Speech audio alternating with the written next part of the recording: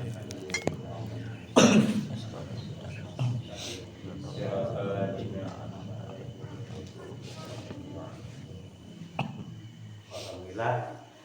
acara hiburan buka mudah-mudahan naon kintu dia direjang anu disampaikan ku Bapak Ustaz biasa nang karuk kana kolbu sumaraya kana bayah sehingga danten ngalaksanakeun urang biasa geus ibadah kangge mapeahan kehidupan urang dan ditulungan di dunia oge sumawona urang nyaeta tiasa dilampahan geus buat sampeun pikirnya dijaga amin ya Allah ya rabbal alamin. Satu mungkin acara itu kan anu bade dipandu ku Bapak Ustaz begitu nanti pada waktu kalian tempatnya yang diatur Bapak Ustaz mana. Dan ke bapak-bapak, ibu-ibu sadayana. Bismillahirrahmanirrahim. Assalamualaikum warahmatullahi wabarakatuh. Ila hadratin Nabil Mustafa Rasulillah Muhammad sallallahu alaihi wasallam wa ala alihi wa waladi wa dzurriyyati wa sahabati wa tabi'in tabi'in as-salihin wal ulama'i wal waliyallah husan syahadul qadir jailani wa illa ruhi Mbah Kiai Haji Kandung Danu Masyhuri bin Sastro Pawiro wa ila ruhi almarhum Bapak Ustadz Kewan Hadi Sutarmo bin Dharma Karya wa ila ruhi jami'al kubur minal muslimina wal muslimat wal mu'minina wal mu'minat khususan fi qaryati dusun timbang satu Allahumma gfir lahum warhamhum wa'afihi wa'fanhum. Al-Fatihah. A'udzu billahi minasyaitonir rajim. Bismillahirrahmanirrahim. Alhamdulillahi rabbil alamin arrahmanir rahim maliki yaumiddin. Iyyaka na'budu wa iyyaka nasta'in ihdinas siratal mustaqim siratal ladzina an'amta 'alaihim ghairil maghdubi 'alaihim waladdallin. Bismillahirrahmanirrahim. Alhamdulillahi rabbil alamin. Alhamdulillahi ala nikmatil iman. Alhamdulillahi ala nikmatil islam. Asyhadu an la ilaha illallah wa asyhadu anna muhammadar rasulullah. Allahumma sholli ala sayyidina Muhammadin wa ala ali sayyidina Muhammad. Alhamdulillahi rabbil alamin. Urang sadayana tiasa ngarumpul ngariung dina masjid Al-Fatah ya. Al-Fatah dusun timbang satu ya. Alhamdulillah semoga dongkapna urang sadayana menangku ridhonya Allah subhanahu wa ta'ala. Salawat serta salam semoga tercurahkan kepada junjungan urang sadayana Nabi Agung Muhammad sallallahu alaihi wasallam, pada keluargana, para sahabatna, para keturunannya, tabi'inat tabi'in as-solihin lumempirna kepada urang sadayana. Semoga orang sadayana kegolongkan umat Rasulullah Muhammad sallallahu alaihi wasallam. Yang dimuliakan Allah, beliau Bapak alim ulama, Bapak imam masjid dan juga Bapak Qayyim. Semoga senantiasa semakin diridhoi Allah Subhanahu wa taala. Yang dimuliakan Allah, beliau Bapak Kadus Umarok di dusun Timbang 1. Semoga senantiasa Bapak Kadus beserta seluruh keluarganya dan juga anak keturunannya senantiasa dalam perlindungan Allah Subhanahu wa taala. Tak lupa kepada Bapak RT, Bapak sepuh, bini sepuh, para ustadz, ustazah, ibu-ibu, adik-adik yang hadir pada kesempatan ini. Yang tak lupa kepada saudara kami dari Majenang, Mas Bowo, yang alhamdulillah dulu beberapa kali kesini dapat kembali, dapat berkumpul yang tidak disangka-sangka. Alhamdulillah dapat berjumpa pada kesempatan malam ini. Pada malam ini insya Allah mari surang sadayana sama-sama mengkaji ilmu Allah. Kita memohon kepada Allah agar diberikan paham, diberikan cahaya ilmu oleh Allah Subhanahu wa taala dengan cahaya ilmu tauhid, ilmu dinut tauhid, ilmu dinul haq yang insya Allah terus tanpa lelah-lelahnya oleh-olehna orang sadayana mengkaji. Semoga dengan ilmu tauhid itu mampu membuat hati kita semakin terang benderang, membuat hati kita semakin nyata Allahnya, semakin nyata Allahnya.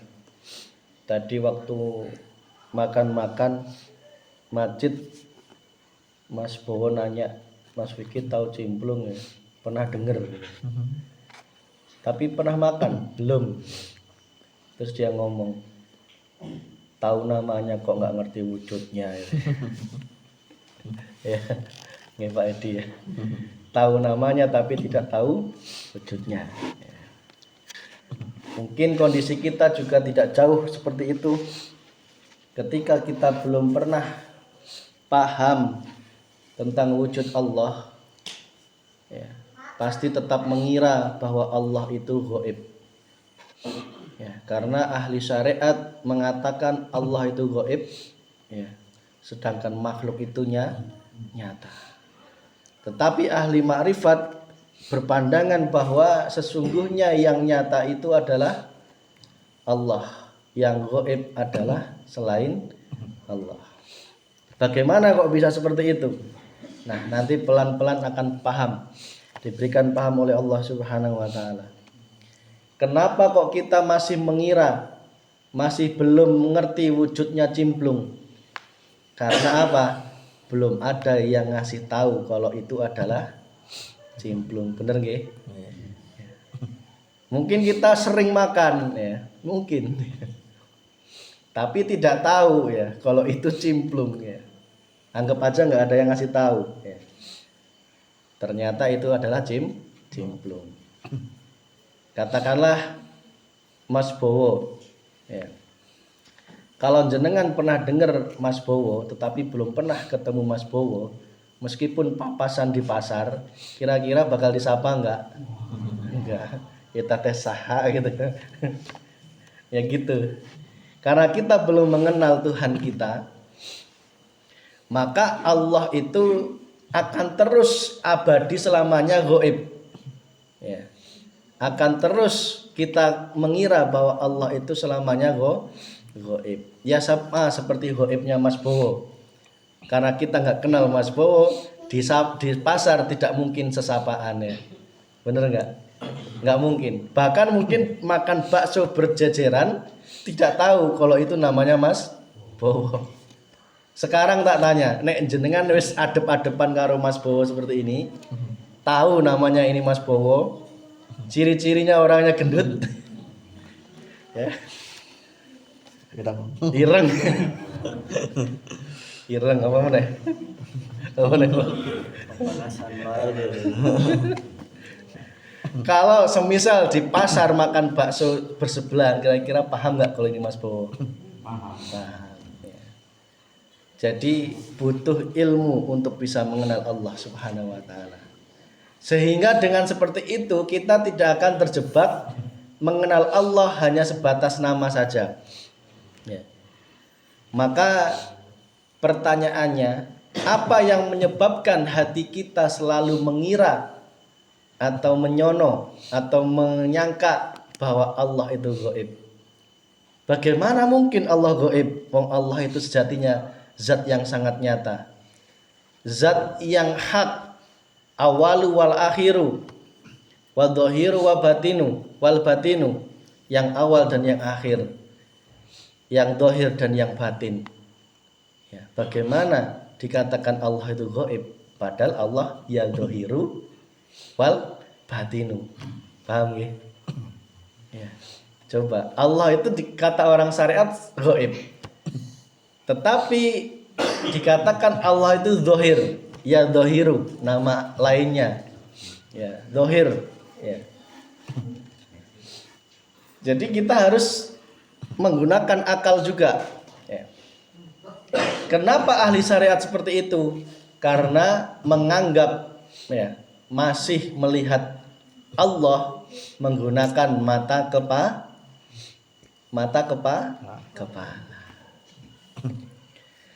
Kalau kita menggunakan mata kepala untuk melihat Allah, bahkan sampai kiamat pun tetap ya menyangka bahwa Allah itu gaib. Maka di awal dulu kita sampaikan, jenengan iman enggak ada ruh dalam diri kita?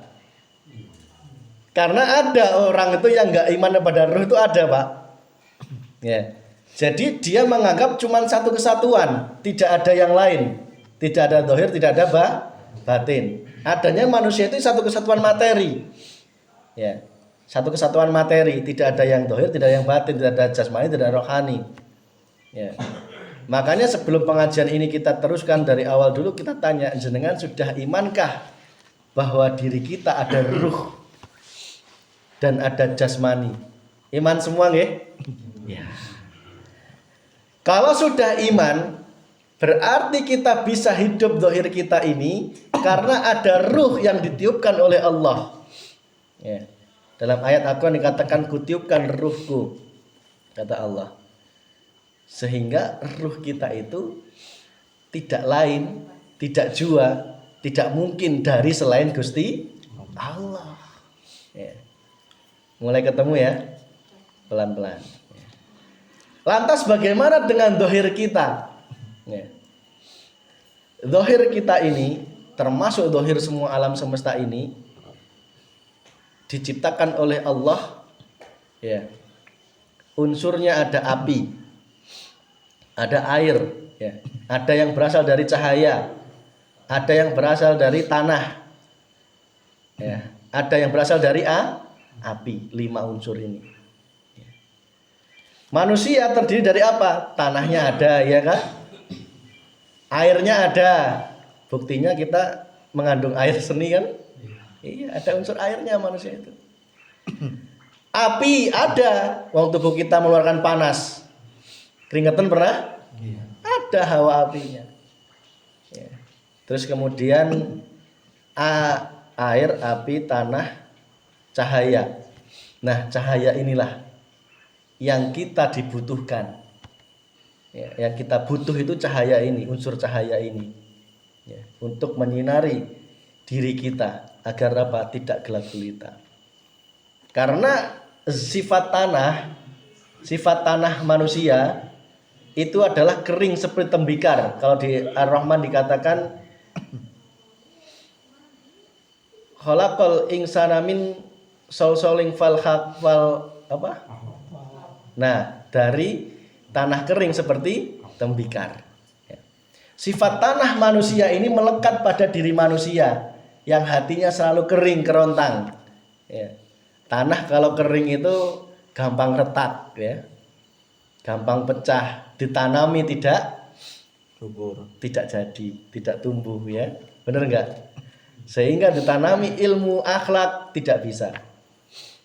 Sedangkan sifat air dia membasahi, sifat api dia membakar, sifat cahaya inilah yang dibutuhkan oleh manusia, yaitu cahaya ma'rifat Allah Subhanahu wa ta'ala.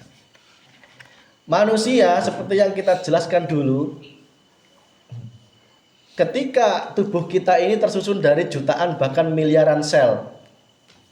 Ya, kalau dibelah ini ada banyak sel. Ya. Termasuk sebelum jadi kita ini kan dari sperma, ya. Sperma yang ketemu dengan ovum. Ya. Nek dipikir, coba dipikir, bertadabur. Sperma itu kan belum ada ruhnya, belum ditiupkan ruh, ya. Ruh kan datangnya ketika 4 bulan. Ya, dan kita mengenal kejadian diri kita nih. Siapa yang mengenal diri sendiri, maka akan kenal Tuhannya. Siapa yang kenal Tuhannya, kenal dirinya sendiri. Air mani yang keluar, yang berenang dengan sendirinya. Nah, kalau dengan sendirinya itu berarti dia sudah hidup. Ya, ada hidup yang menggerakkan. Paham ya? Berarti ada zat hidup yang menggerakkan. Tapi dia belum memiliki ruh, belum. Ya. Baru bernyawa, baru memiliki zat hidup yang menggerakkan sperma itu dalam setiap sel. Ya. Zat hidup itulah di dalam sel sperma itu, nek dibagi lagi, ada yang namanya wiji yang dumadi namanya Nur Muhammad. Ya. Cahaya Muhammad, bukan Muhammad Rasulullah, bukan ya.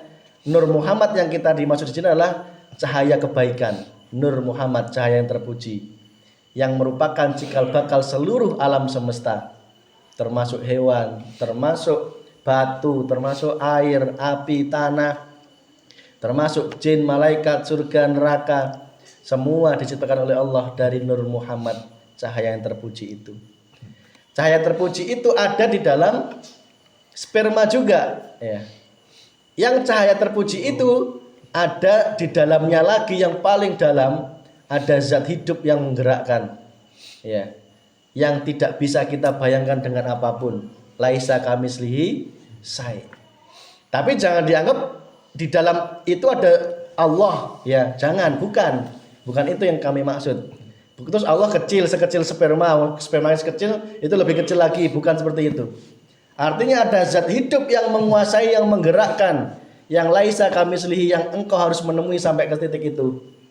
Maka kalau kita sadar setiap gerakan kita, setiap apa yang kita perbuat, itu semua tidak lain kecuali nyambung terus kepada Nur Muhammad yang sejatinya dikuasai langsung oleh zat hidup, yaitu Allah Subhanahu wa ta'ala. Ya. Ruh kita langsung, ya, langsung dengan zat hidup tadi itu. Urip atau hirup atau hidup atau allazi kalau Arabnya, yang disebut Allah Subhanahu wa ta'ala. Sehingga dalam Al-Quran dikatakan Allah itu lebih dekat daripada urat leher. Ya. Bagaimana nggak dekat, ya? Urat leher kita kan ada selnya, ya. Tadi di dalam sel dibelah lagi ada atom, dibelah lagi ada Nur Muhammad. Ya, Nur Muhammad di dalamnya dikuasai oleh zat hidup, yaitu Allah Subhanahu wa ta'ala. Tidak hanya di manusia, di batu, di hewan, ya, karpet, gelas, semua zat itu ada atomnya. Di dalam atom ada Nur Muhammad, cahaya Muhammad yang terpuji. Di dalamnya dikuasai oleh Allah Subhanahu wa ta'ala. Makanya dia katakan di Al-Quran dikatakan sering Allah yang menguasai, ya, fit dunya wa ma fis sama wa ma bainahuma, dan di antara keduanya, ya, dikuasai semua oleh Allah Subhanahu wa ta'ala. Tidak ada satupun yang luput, ya, karena semua di bawah naungannya Allah. Termasuk gerak-geriknya manusia, turunnya hujan, geraknya kipas angin, ya. Jangan kau kira kipas angin itu gerak karena ada listriknya. Tidak. Ya. Otak boleh mengatakan seperti itu, ya. Tetapi ahli makrifat mengatakan tidak hanya berhenti di listriknya saja, tetapi sampai zat hidup yang menggerakkan listrik itu, ya. Tanpa ada zat hidup Allah Subhanahu wa ta'ala, tidak mungkin ada listrik. Tidak ada listrik, tidak mungkin ada kipas angin. Sehingga orang ahli makrifat geraknya kipas sudah langsung nyambung, tek, Allah yang menggerakkan secara hatinya. Bisa diikuti nggih, Pak? Nggih. Lantas ketika kita sudah paham penciptaan diri kita yang diciptakan oleh Allah dari tanah, ya, kita terus dari sperma ayah kita dari spermanya kakeknya, terus sampai dengan Nabi Adam alaihis salam. Nabi Adam diciptakan dari unsur tanah, ada airnya juga, ya kan? Ada unsur apinya juga. Yang 5 unsur ini semua asalnya dari Nur Muhammad. Nur Muhammad dari Nur Allah dari zat hidup, yaitu Allah Subhanahu wa ta'ala. Tidak mungkin Allah menciptakan segala sesuatu alam semesta ini di luar zatnya, tidak mungkin. Kalau Allah menciptakan alam semesta dari luar zatnya, berarti ada entitas lain, ada Tuhan lain, ada wujud lain. Padahal yang wujud, yang ahad itu hanya Allah Subhanahu wa ta'ala. Berarti sejatinya yang wujud itu Allah atau makhluk? Nek diruntut seperti itu, sing aslinya wujud siapa? Allah. Manusia, alam semesta hanya percikannya saja, hanya percikan. Ibarat air laut dijadikan garam, ya. Air laut dijadikan garam. Garam dengan air laut sama enggak? Beda, tidak sama. Ibarat sang kholik dengan ciptaannya. Tetapi garam kudu paham, kudu sadar sejatinya dia itu asalnya dari air laut, gitu loh Pak. Tetapi jangan sampai mengaku diri kita Tuhan, bukan di situ maksudnya. Sang garam harus paham dirinya asalnya dari laut, tapi garam jangan mengaku-ngaku jadilah laut. Yang jadi masalah kalau garam ngaku jadi laut, ini masalah. Ya. Masalah. Cuman suruh sadar, cemplungkanlah garammu ke dalam luasnya lautan. Kalau garam sudah dicemplungkan dalam lautan, kira-kira garamnya masih tersisa?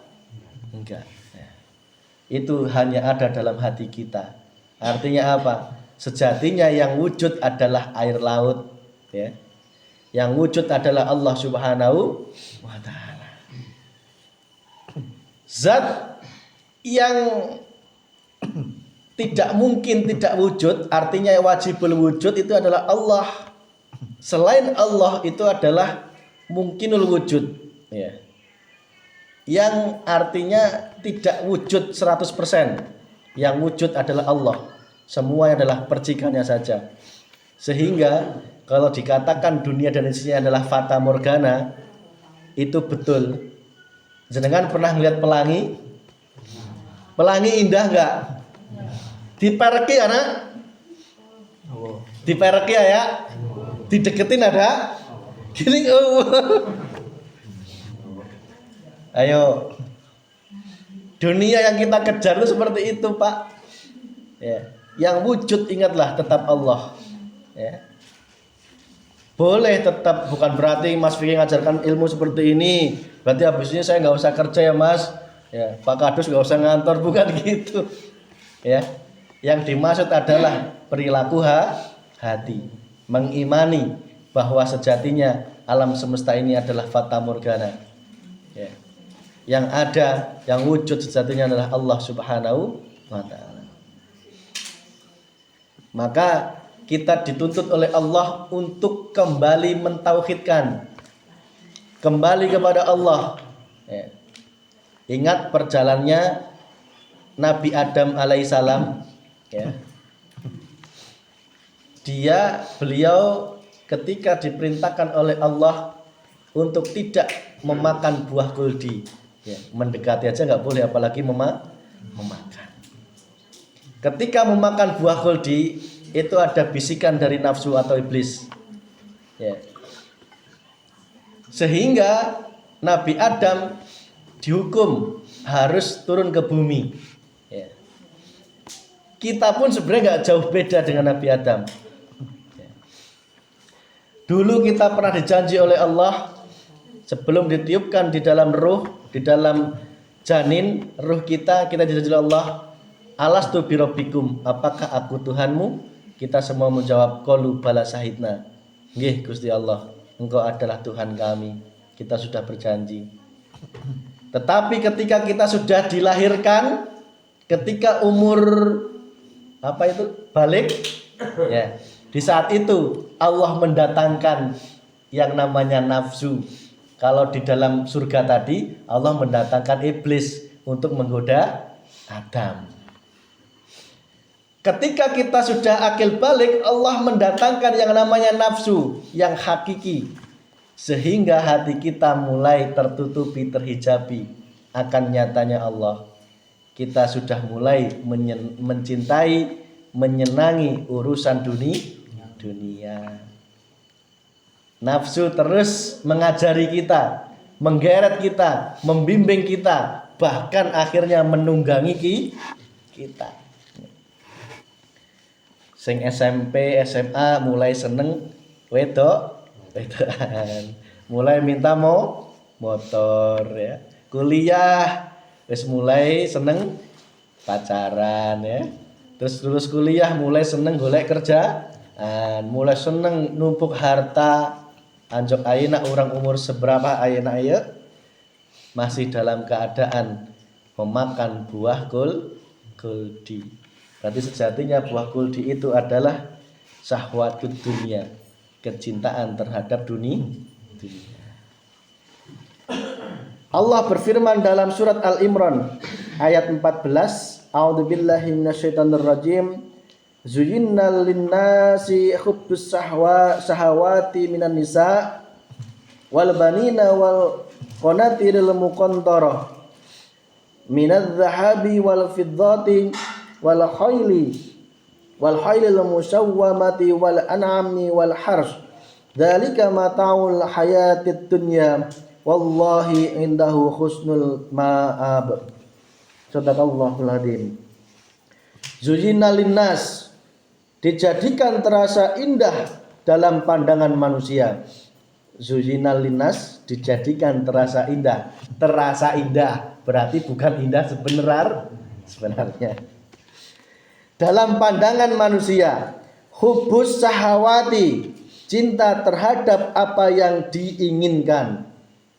Minan nisa, ya, berarti syahwatud dunya itu pertama minan nisa, berupa perempuan.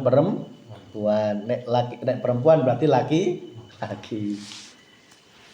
Wal banin, dan anak-anak, ya. Saha nu teu resep boga anak? Resep lin? Ya. Kalau kita hanya hatinya berpandangan terus pada makhluk, nanti kita terjerumus hati mencintai makhluk berupa istri, ya, minan nisa, wal banin, anak-anak, wal qanatiril muqantara, harta benda yang bertumpuk, numpuk harta benda. Resep lin? Cocok ya? Cocok ya sebuah harta benda ya? Wajib Pak.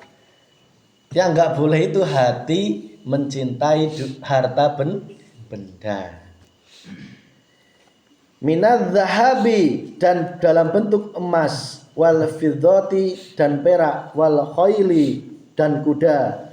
Kuda itu berarti tunggangan. Kalau sekarang kuda itu berarti motor, mobil ya. Musawwamati, pilihan, wal an'am, dan hewan ternak ya. Boga naon di dia hewan yang mana? Kambing. Resep teu boga kambing. Wah, orang mah boga kambing 10. Boga kambing 10, erek korban malah dijual kabeh. Ente dipakai korban hiji-hiji acan. Ketiga.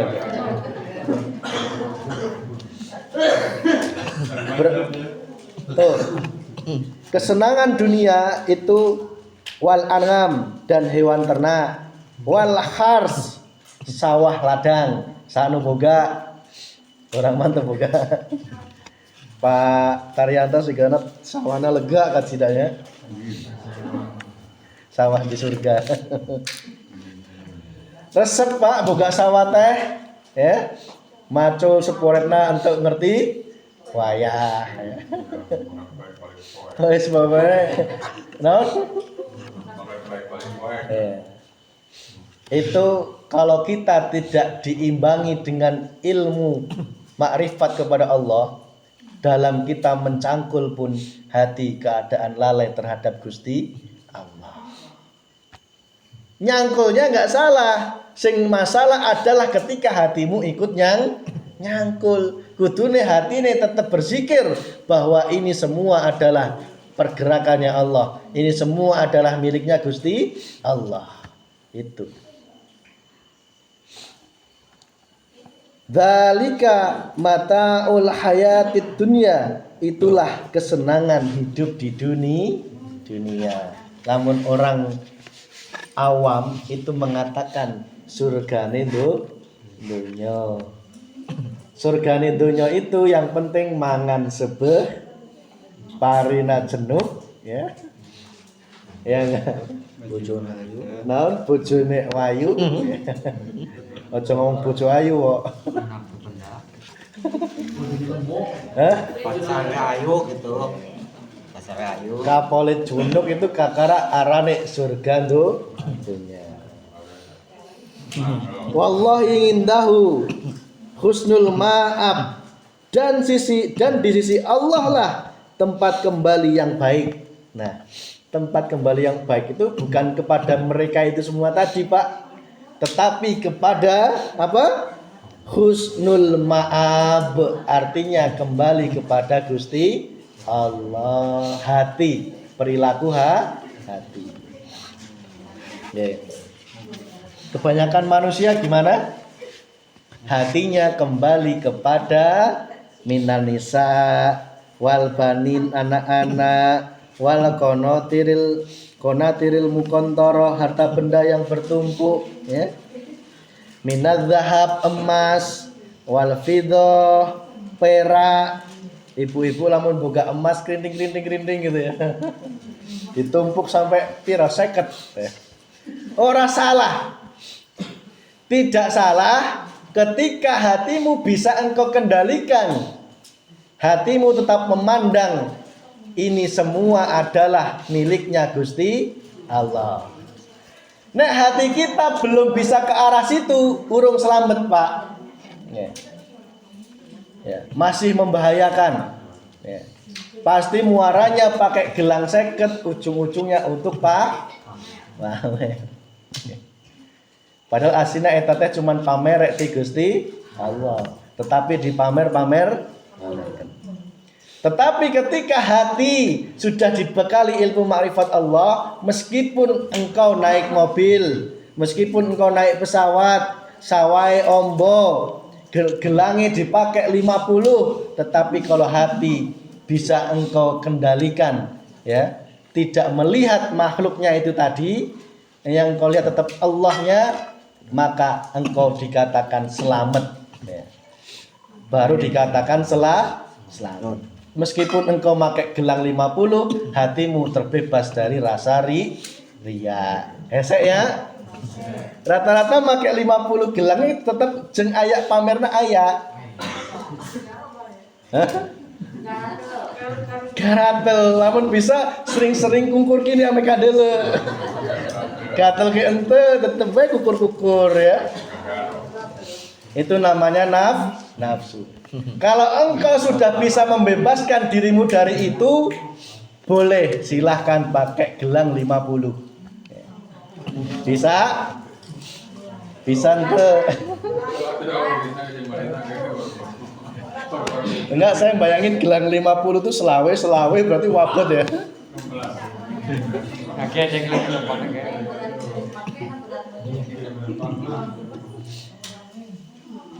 Ya, itu tadilah kesenangan hidup di dunia. Kesenangan hidup di dunia itu akan menjadi hijab. Hijabnya hijab penutup, ya. Penutup untuk bisa hati bermakrifat kepada Gusti Allah. Ya. Bukan Allah yang terhijab, bukan, tetapi hati kita yang terhijab. Hati masih terus mencintai yang kita sebutkan tadi, ya. Hati masih terus mencintai ke arah situ.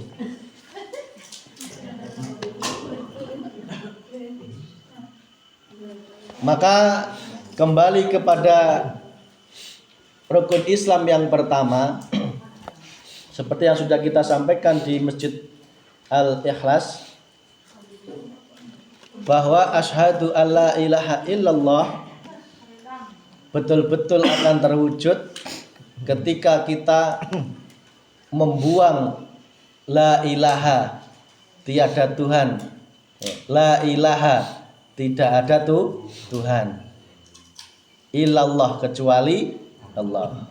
Kalau engkau sudah mewujudkan la ilaha, baru muncul Allah. Kalau engkau sudah bisa membuang semua kecintaan dunia ini, jabatan, kehormatan, bukan dilepas jabatannya, enggak, bukan dijual hartanya, enggak. Maksudnya hati tidak memandang ke situ, tetapi yang dipandang mentok Allahnya.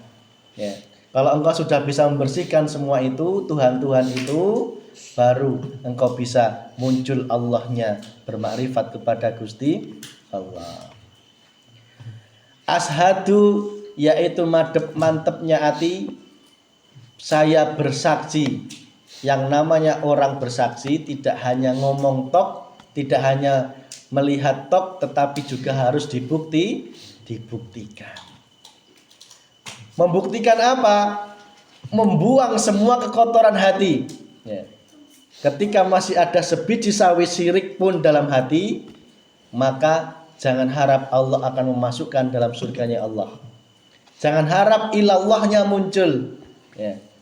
Jangan harap engkau bisa wujud nyatanya Allah. Pasti yang wujud masih Allah bentuk duit. Sing wujud masih Allah bentuk sawah, anak-anak, perempuan, apa tadi? Emas, perak, apa tadi? Kuda, hewan ternak, sawah ladang ya. Karena apa? Hatinya yang muncul dan selalu dicintainya adalah semuanya itu. Cirinya apa Pak? Gampang. Ketika engkau ada panggilan, mohon maaf, sedekah, pasti eman. Ada panggilan zakat rutin, kalau bisa setiap bulan, tidak secara istiqomah tunaikan. Ada panggilan korban setahun sekali, ya. Mohon maaf kalau yang seumur hidup sekali itu namanya akikoh. Akikoh itu atas nama nama pernama ya. Tetapi kalau korban itu bisa atas nama satu keluarga. Jangan kebalik-balik. Ibarat sekarang atas nama saya, besok atas nama istri. Nggak perlu seperti itu. Ya. Atas nama kepala keluarga untuk seluruh keluarga. Ya. Bahkan Rasulullah itu untuk seluruh umatnya nggak masalah. Ya. Itu namanya korban. Secara syariat seperti itu. Bedakan dengan akikoh. Kalau akikoh itu by name, cek Inggris nanti by name, berdasarkan masing-masing nama. Yang belum akikoh segera ditunaikan akikoh. Terus baru korban. Mau korban dulu baru akikoh ya nggak masalah, ya. Tidak usah diributkan, ya. Nanti ribut akhirnya akikah ente, korban ente. Eta seseleket na jalma pelit ya. Politiknya jalma pelit ya. Ulang ada padio. Ya. Akikah korban sok erek ilak mana kajen tenan naon. Kumaha niat hatena nya.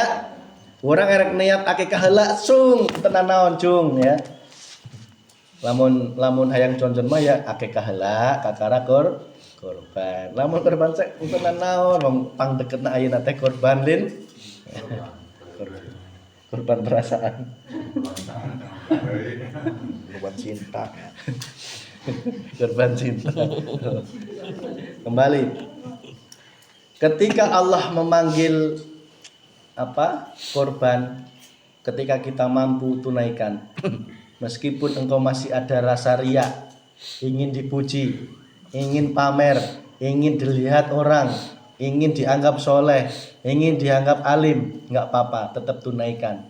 Meskipun engkau masih terkotori oleh hawa nafsu itu. Kalau sudah seperti itu, nanti tahun berikutnya hayang dipuji, hayang diwahkan orang, itu sudah nggak ada lagi. Tetapi hati masih ingin mengharapkan pahala dan surga. Masih karena makhluk Gusti Allah. Masih tercampuri. Wala yusrik bingibadatihi robbi ahada. Dan janganlah engkau menyekutukan dalam beribadah kepada Allah dengan sesuatu apapun. Dalilnya jelas. Ini tingkatan tertinggi. Semua ada tahapannya. Kalau sekarang tadi masih pengen pamer puji, berarti ibadahnya masih dikotori oleh perasaan, ya, kemusyrikan karena ingin dipuji. Berarti tidak murni karena Gusti Allah.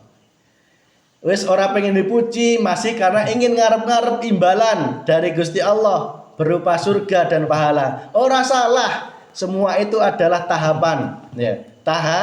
Tahapan, tapi itu masih dalam kondisi mencampuri hati selain Gusti Allah. Masih apa? Masih yusrik, masih menyekutukan bingibadati robbi ahada dalam beribadah kepada Allah dengan sesuatu. Ya, masih. Salah Mas Vicky? Enggak, kalau makomnya masih di situ. Karena engkau sudah tahu ilmunya, berusahalah. Tidak lagi karena mengharap pujian, tidak lagi mengharap pahala surga, takut neraka, bersihkanlah semua karena ingin cuman mencari ridho atau bonggongnya Gusti Allah. Kalau muncul pengen dipuji gimana Mas? Istighfar. Kalau muncul masih ngarep-ngarep pahala gimana? Istighfar. Ya. Semua ini dalam rangka kita memurnikan ibadah kita. Ayatnya jelas, wala yusrik bi ibadatihi rabbi ahada. Dan janganlah engkau menyekutukan Allah dalam beribadah kepada Allah ahada dengan sesuatu apapun.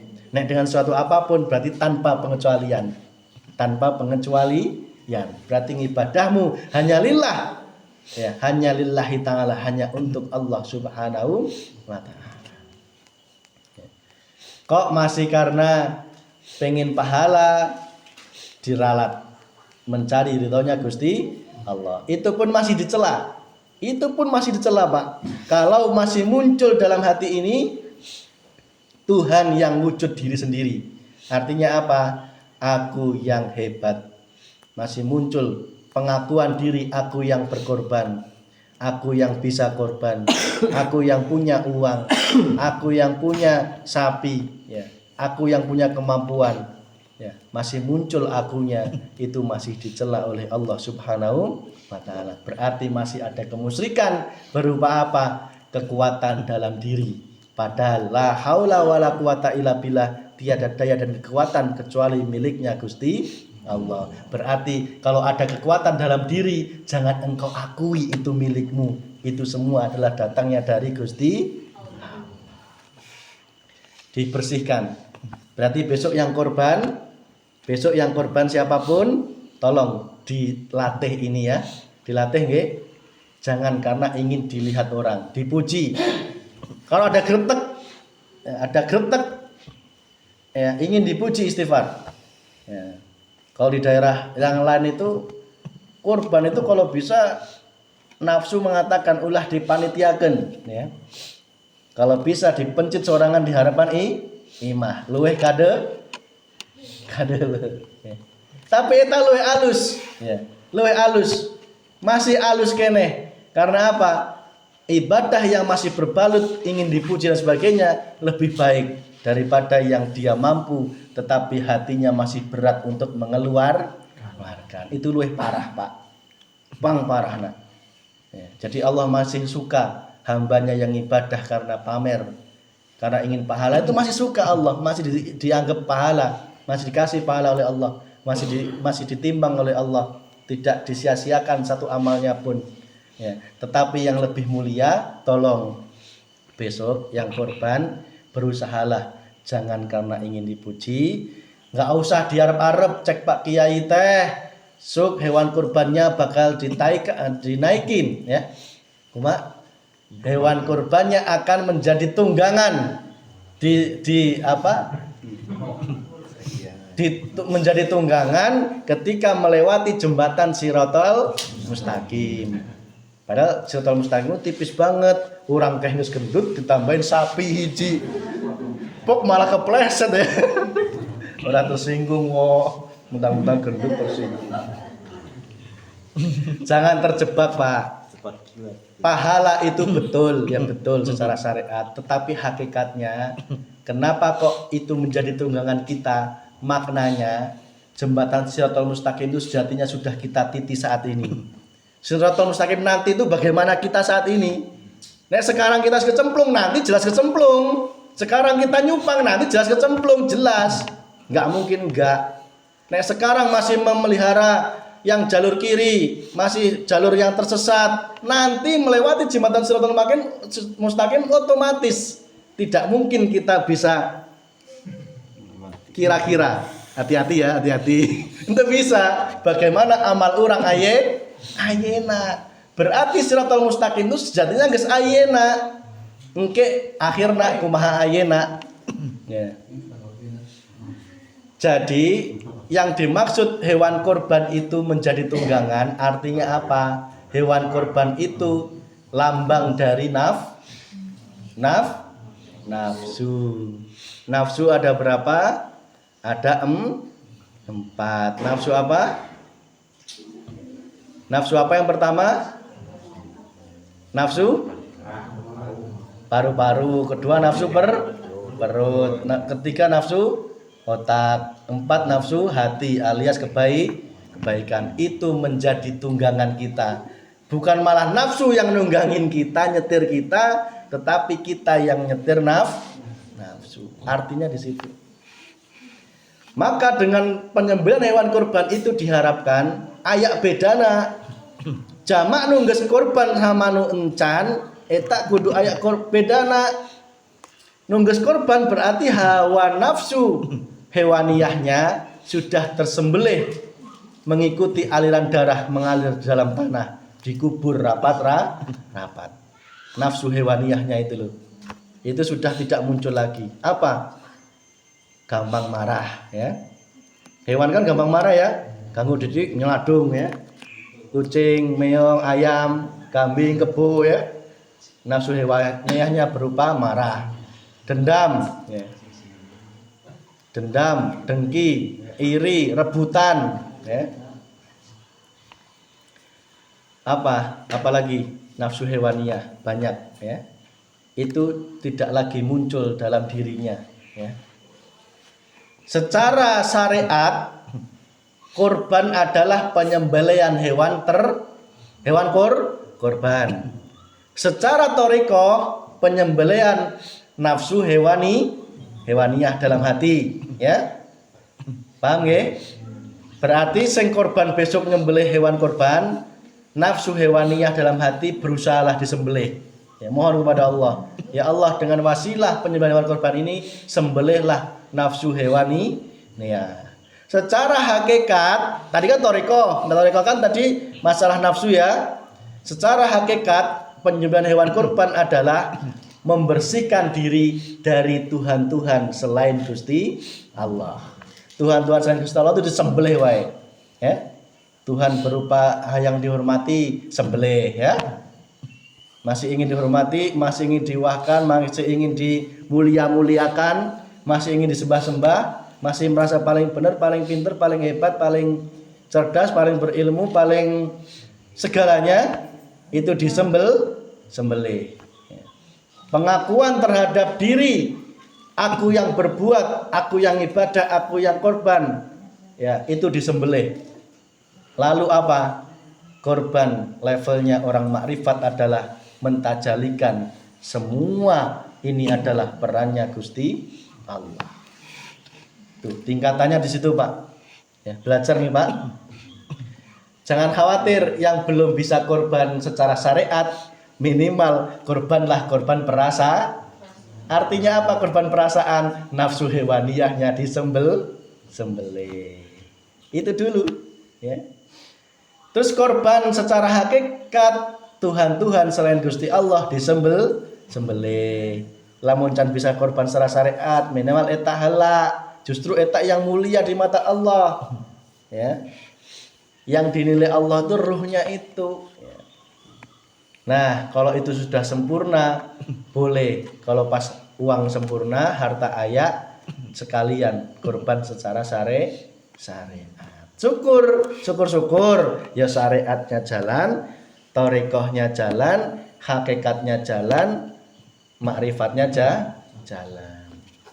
Jadi agama Islam itu ada 4 tingkatan, Pak. Pertama tingkatan dohir. Namun korban berarti sapi gitu ya. Thariqah itu tatarannya adalah hati, pembersihan hati, berarti pembersihan dari nafsu hewani. Hakikat itu tatarannya pembersihan dari segala Tuhan selain Gusti Allah. Berarti korban besok menyembelih Tuhan selain Gusti Allah. Tataran yang keempat adalah makrifat. Ya, makrifat artinya mengakui semua adalah wahdatul wujud, artinya wajibul wujud yang ahad, wallahu ahad. Wallah, dialah Allah yang Maha Esa, tiada Tuhan selain Gusti Allah. Wis hak betul. Ya. Maka la ilaha illallah ini jadikanlah pedoman, praktekkan dalam kehidupan sehari-hari. Ingat rumusnya ketika hati ini masih terhijab, masih terkotori, masih tertutupi oleh yang namanya syahwat dunia, tidak mungkin engkau bisa murni bertauhid. Tidak mungkin ilallah, tidak mungkin innalillahi wa inna ilaihi rajiun, tidak mungkin engkau bisa bermakrifat kepada Allah, karena hati pasti yang dilihat, yang kelihatan adalah syahwat dunia. Ketika engkau sudah bisa membersihkan semua itu, baru muncul tauhid yang sejati, yang murni, ya. Ingat cara membersihkannya apa? Buang jauh-jauh 2 macam syirik, yaitu syirik jali dan syirik khafi. Syirik jali yaitu syirik yang jelas nyata. Tidak bosan-bosan kita ulang-ulang terus, karena apa? Ilmu itu nek diulang sampai 7 biasanya baru masuk, ya. Jadi nek saya ulang lagi jangan bosan ya Pak. Ben masuk, ben nuncep ibaratnya loh. Ya. Ben terngiang-ngiang. Ya. Syirik jali adalah syirik yang nyata. Tinggalkan semua Tuhan-Tuhan yang wujud nyata. Berupa apa? Jin, dukun, ya, santet, teluh, hayang boga jimat, boga naon deui apa? Kekuatan. Terus apa itu yang pusaka yang dia meyakini ada kekuatan yang bisa membantunya. Khodam, ya. Tetapi nek memelihara keris di rumah cuma untuk hiasan, cinta budaya enggak masalah, ya. Yang penting hati tidak menyembahnya, ya. Paham nggih? Arab jajar keris 10 asal dalam hati tidak meyakini dan tidak menuhankan kekuatan dalam keris itu, tidak masalah, Pak. Ya. Tidak masalah. Dah itu syirik jali, syirik yang sangat nyata. Yakin, nek engkau masih memelihara semua itu, hidupmu tidak akan bahagia dunia akhirat. Karena apa? Allah mengatakan kalau masih ada sebiji sawit syirik pun tidak akan kumasukkan surganya Allah, tidak akan diberi ketentraman, kesenangan di dunia maupun di akhirat. Sebiji sebiji sawi pun tidak akan dimasukkan surganya Allah. Ya. Maka nih PR-nya pertama, yang jali ini lepas dulu. Ya. Yang jali ini dilepas dulu ya. Sandal kirinya dilepas. Sandal kiri dilepas. Kalau masih memelihara tulisan-tulisan ya, yang diyakini dengan tulisan itu bisa membawa penglarisan, bisa membawa keselamatan ya, baik berupa jimat, berupa tanah kuburan, apapun yang itu ada unsur dengan hitam maupun putih, mohon maaf, termasuk saya jelaskan sekalian, hitam maupun putih. Caranya sama, caranya berbeda, tujuannya sama. Tujuannya apa? Nafsu. Bener nggak? Meskipun caranya putih, tujuannya nafsu. Sopo sing ngomong bukan nafsu. Solawat 1000 kali pengen sugih itu masih nafsu. Padahal sugih itu sudah diatur, dulur. Wes diatur yang Allah. Arab sugih, Arab melarat, semua rezekinya sudah ditetapkan oleh Gusti Allah. Ya. Meskipun engkau melalui jalur putih sekalipun, ya, tujuannya tetap itu masih karena nafsu. Ngibadahnya, sholawatnya, duhanya, tahajudnya itu masih terkotori. Ya, yusrik bingibadatihi rabbihi ahada. Coba dihafalkan Pak. Wala yusrik bingibadatihi rabbihi ahada. Wala yusrik bingibadatihi rabbihi ahada. Pegang teguh itu, selamat dunia akhirat insyaallah. Jangan engkau menyekutukan ya dalam beribadah kepada Allah dengan sesuatu apapun. Ingat Pak, dengan sesuatu apapun Pak. Ya. Apapun nggak boleh kecuali hal itu. Wes poho ya?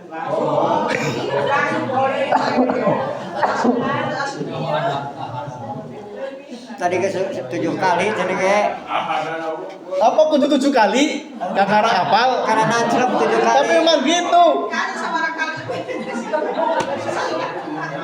Tadi disebut 7 kali cenah karena nancrep.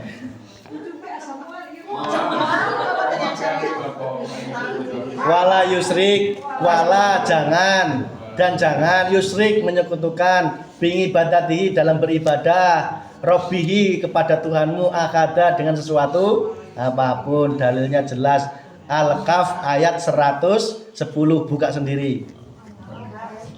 Wes tinggal hafalkan di rumah. Al-Kahfi atau Al-Kahf ayat 110. Buka nanti, hafalkan itu menjadi pegangan hidup. Ya. Agar apa? Dalam hati tidak ada persekutuan selain Allah. Mas, pertanyaannya, Mas, lah terus kalau pengen minta sugih gimana?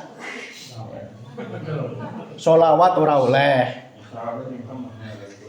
Tahajud karena pengen sugih ora oleh. Duha pengen lancar rezekine ora oleh. Lah terus aku pengen sugih gimana? Gampang.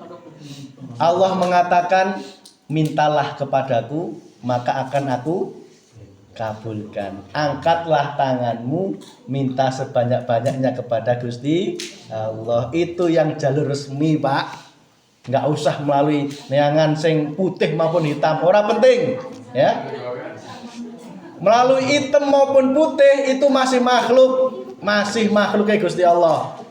Nek dirimu yakin, angkat tangan langsung, ya Allah, lancarkanlah usaha, ya Allah, sehatkanlah badan hamba, ya Allah, solehkanlah anak hamba, titik, udah.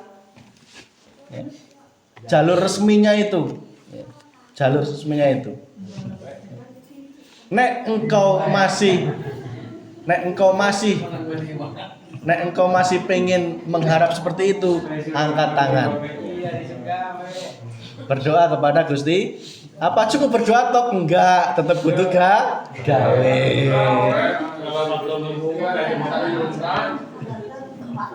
Pengen anak soleh, apa cukup donga tok? Enggak. Kalau bisa masukin pondok pesantren, ya wis. Secara syariat tetap dilaksanakan.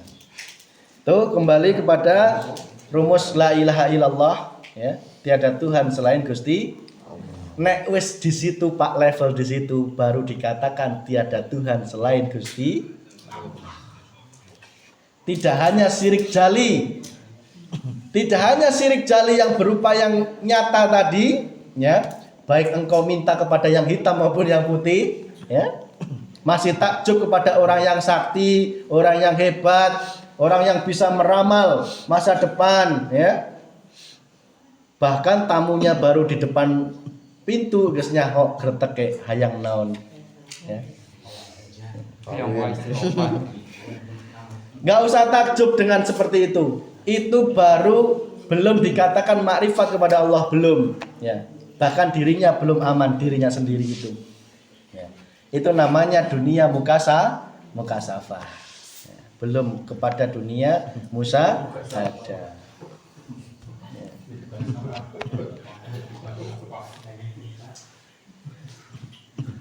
Gimana Pak, bisa diikuti nggih? Ya. Sekali lagi kami mengatakan la ikraha fiddin, tidak ada paksaan. Mau menertawakan silahkan, mau menggunjing, menjelekkan, memusuhi, kami siap, ya. Kami siap menerima resiko apapun. Kami jauh-jauh, bahkan nyawa pun kita pertaruhkan, ya. Apalagi hanya gunjingan, penertawaan, itu tidak ada dalam kamus untuk kita mundur sedikit pun ketika masih diberikan ridhonya Allah Subhanahu wa ta'ala. Tidak ada paksaan. Monggo, mau tetap memilih syariat, tetap bertahan di syariat, nggak apa-apa, tidak salah, ya. Mau dinaikkan ke thariqah, bagus. Mau ke hakikat, luar biasa, makrifat, alhamdulillah. Orang yang makrifat inilah yang betul-betul asyhadu alla ilaha illallah. Coba ingat Allah mengatakan jika syahadatmu benar maka sholatmu benar. Lah kalau syahadatmu kok belum bisa memurnikan ini, lah mbok sholat denglak-dengkluk 1000 rakaat pun ya, meskipun denglak-dengkluk pun belum tentu diterima oleh Allah. Belum tentu diridhai oleh Gusti Allah. Ya. Dihitung kebaikan tetap dihitung, tetapi belum mendapat bombongnya Gusti Allah. Nek sholatnya wis bener, baru syahadat sholat zakatnya juga dikatakan benar. Zakatnya, puasanya baru dikatakan benar. Hajinya baru dikatakan Jangan kebalik. Ya. Syahadat encan beres, masih jenuk PR-na. Sholatna masih sholat raga, ya. Itu pun bolong-bolong. Zakatnya yang harus dibijilkan, ya, tetapi masih ada kekotoran, ya. Puasanya masih puasa dohir, nahan kencot ungkul, tetapi batinnya encan dipuasani, sudah loncat kepada haji. Itu namanya kebalik. Makanya dulur, nek wis duwe duit, jangan buru-buru. Mohon maaf, saya bukan berarti ngajari yang jelek, enggak. Nek hatimu belum siap ke tanah suci, jangan berani-berani, ya. Karena akan sia-sia. Fokuslah di sini menata syahadat, sholat, zakat, puasa. Nek wis ditata ini baru berani melangkah ke sana. Tidak saya menghalangi, enggak. Nek ibarat saya punya uang 35 juta, lebih baik untuk bermanfaat umat dulu, ya, daripada untuk mementingkan umroh. Karena apa? Nek engkau belum bisa membersihkan itu, tak jamin umrohmu pasti masih karena urusan dunia. Balik pengen dipanggil Pak Haji. Di tanah suci erek mangkat ke geus niatna, ya, besok kurang erek minta ke Gusti Allah ameh usahana makin sukses. Kan cena di tanah suci kan pangkabulna doalin. Ya, akhirnya kan nafsu mengatakan orang teh kan itu hayang nagih Gusti Allah gitu. Lain bukan karena pengen makrifat kepada Allah, pengen mencari bombongnya Allah, enggak. Yang muncul dalam pandangan hati dan pikirannya adalah dunia. Betul Pak, dengan doa di sana balik sugih donya brono. Karena apa? Allah itu Maha Rahman Rahim. Rahman itu semua diberi oleh Allah tanpa terkecuali. Rahim adalah bagi orang yang disayang oleh Allah. Tidak semua diberi. Inilah orang-orang yang ingin hatinya terus membersihkan diri dalam rangka la ilaha illallah menuju makrifat kepada Gusti Allah. Nah, pertemuan yang akan datang insya Allah kita akan lanjut bagaimana asyhadu alla ilaha illallah ini bisa terwujud. Kuncinya adalah dengan wa asyhadu anna Muhammadar Rasul, itu kuncinya. Nah, pertemuan yang akan datang insya Allah di Masjid Al-Ikhlas, ya. Sing duduk ke sana, sing ke sana juga duduk ke sini. Kalau bisa gitu, ya. Alasan jauh ayak motor ya. Alasan jauh ayak motor ya. Ayak. Lamun ngomong alasan jauh, lebih jauh mana? Bener ke sini. Lebih jauh mana Majenang ke sini ya. Kalau alasan jauh. Makanya saya minta dulur dari sini duduk ke sana, dari sana duduk ke sini. Jika engkau sudah sadar betapa pentingnya ilmu, tapi nek orang sadar betapa pentingnya ilmu, ya engkau ngapa ibaratnya ya? Enak tidur ya. Iya, karena belum sadar pentingnya ilmu. Bikin naon ya? Aya ilmu nanti. Aya. Sok urang ayeuna urang ya geus ngasakeun suruh nyieun jadi teu moal, tak jamin moal urang karena orang can nyaho ilmu. Hirup di dunia hayang selamat katanya pengen balik surga, syariat ya, syariat, pengen balik yang surga, tetapi ilmu baliknya surga nggak dipelajari, mau balik gimana? Betul nggak? Ya. Itulah Pak, nek jenengan sadar ilmu, pentingnya ilmu, bahkan ke negeri Cina pun akan dikejar. Ini jenengan nggak perlu jauh-jauh ke Cina, ilmunya yang didatangkan di sini, didekatkan. Jenengan cuma tinggal melangkah dari rumah ke sini, masih berat, masih berat. Subhanallah.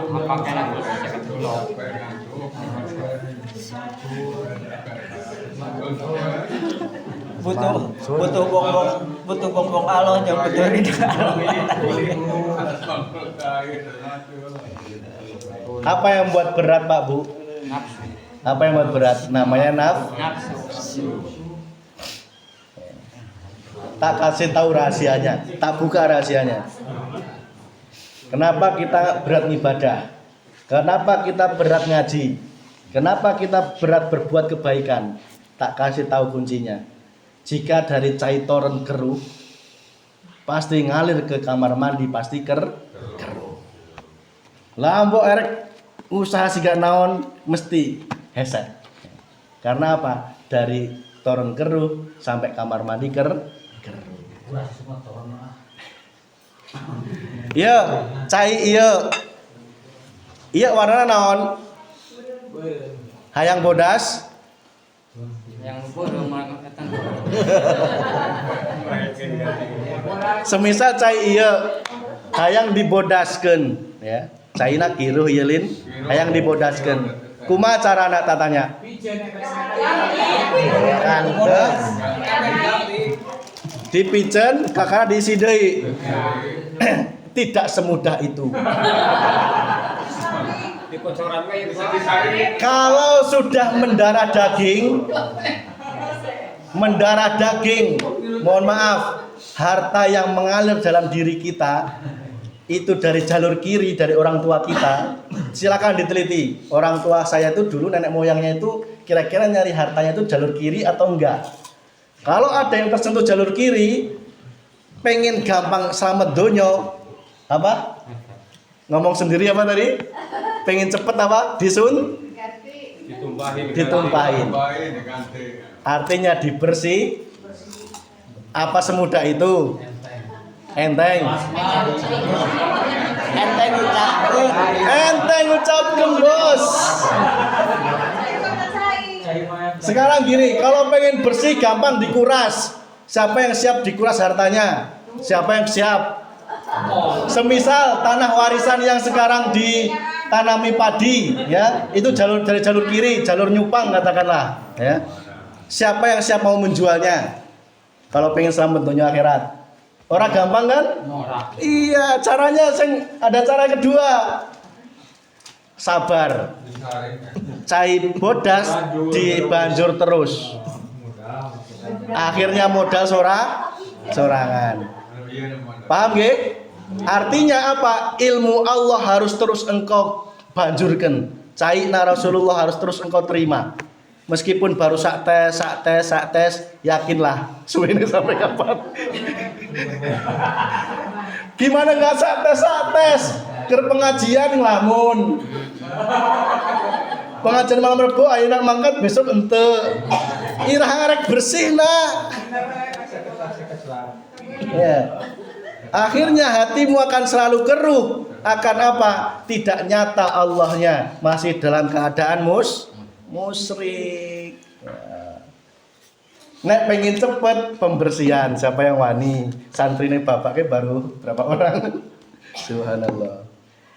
Santrinya bapak yang berani pembersihan 100% baru 1 orang. Ibu.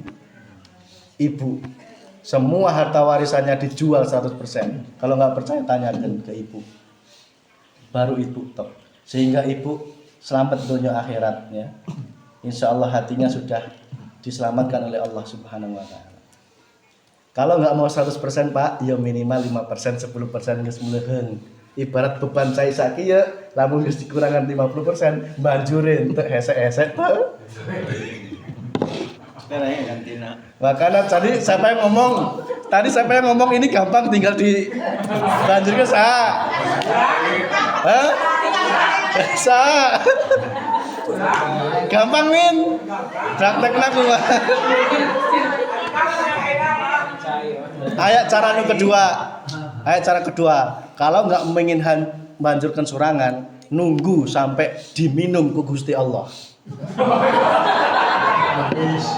Mas Piki yuk. Tanah di pinggir sungai dipalitkan ku Allah. Itu betul loh, olah ente ngedobol nih orang teh. Tunggu itu, ya. Tapi kalau sudah mendapatkan itu bersyukur, ya. Alhamdulillah. Ya. Tapi biar nungguin nama Mas Piki nya, Bu. Ya. Kalau sudah segini, tunggu lagi sama Allah diminum. Gila, minum. Yang di jok Mas. Hah? Yang di jok. Gila. Bang, yang di jok ya. Aduh. Aina tak isi ya.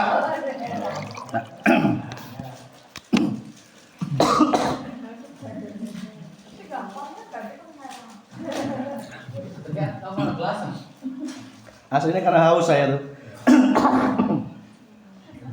Aslinya karena haus. Nah, gitu Pak Bu. Nggih, punya gambaran nggih. Ya. Jadi nggak usah heran kenapa kok kita ilmu itu sulit masuk. Ngibadah berat ya. Karena itu jawabannya. Kalau dari atas sudah kiru ke bawah pasti. Kecuali ada langkah-langkah. Maka sing sregep neangan ilmu diamalkan.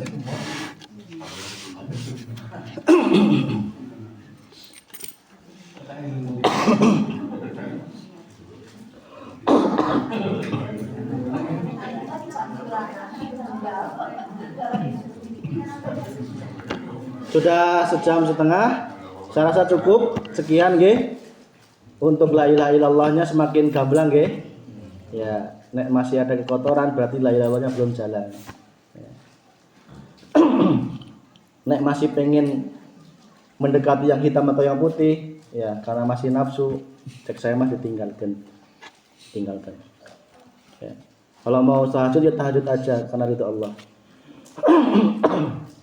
Kalau mau duha ya duha aja, jangan karena embel-embel ingin rezekinya lancar. Udah semua karena Gusti Allah. Kalau mau minta berdoalah kepada Gusti Allah. Demikian, Rabbana atina fid dunya hasanah wa fil akhirati hasanah wa qina adzabannar walhamdulillahirabbil alamin. Syiril Fatihah.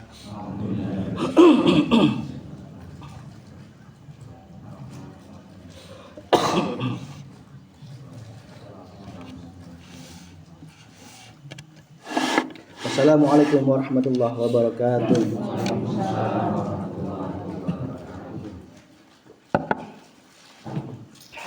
Muslimin wal muslimat, alhamdulillah sampai tausiah dan berkah Bapak Ustaz. Alhamdulillah tentang dari ilmu. Insyaallah ku mampir mirip oke mengamalkan ilmu kehidupan jadi indah. Tiap pemimpin mengamalkan ilmu, insyaallah kehidupan orang akan. Amin ya rabbal alamin.